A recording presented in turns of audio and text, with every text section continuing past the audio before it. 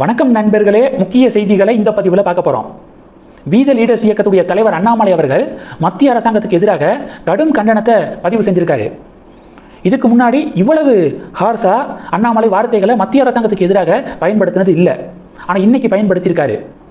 வழக்கம் போல திராவிட ஜனதா கும்பல் அண்ணாமலைக்கு எதிராக கதற ஆரம்பிச்சிட்டாங்க. அண்ணாமலை என்ன அப்படி சொல்லலாம் இப்படி சொல்லலாம் அப்படின்னு சொல்லிட்டு கத்த ஆரம்பிச்சிருக்காங்க.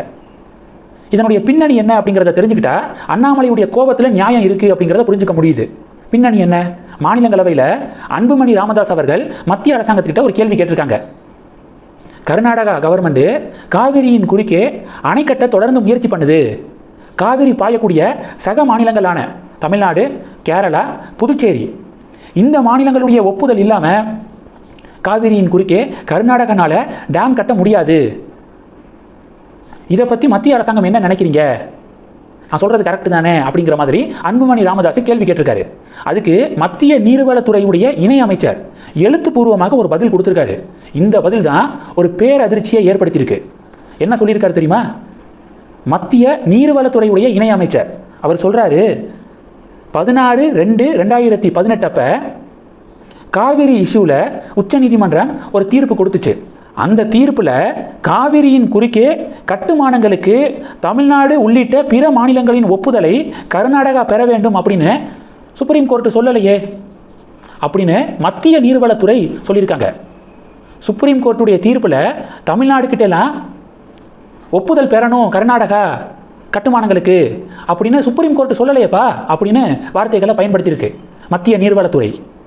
இதுக்கு தான் அண்ணாமலை கடும் கோபத்தோட பதிவு போட்டிருக்காரு. 2021 அப்போ கரெக்டாக தேதியோடு சொல்லணும்னா 5/8/2021 அப்போ மத்திய நீர்வளத்துறை அமைச்சர் கஜேந்திர சிங் ஷெகாவத் அவர்கள் பாராளுமன்றத்தில் என்ன பேசியிருக்காருங்கிறத பாருங்க.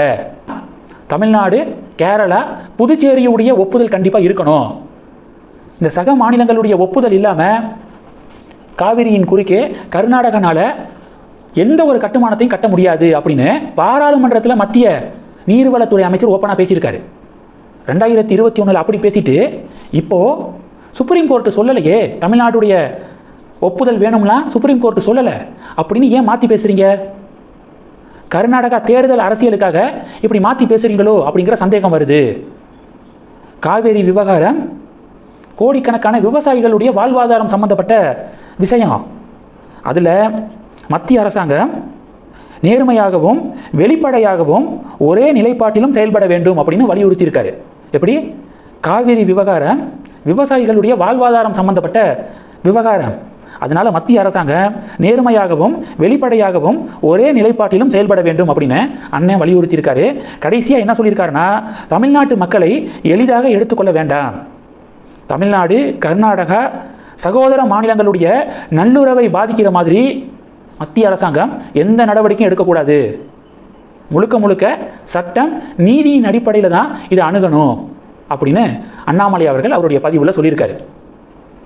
அண்ணாமலையுடைய கோபத்தில் நியாயம் இருக்குது அப்படிங்கிறத நான் பார்க்குறேன்.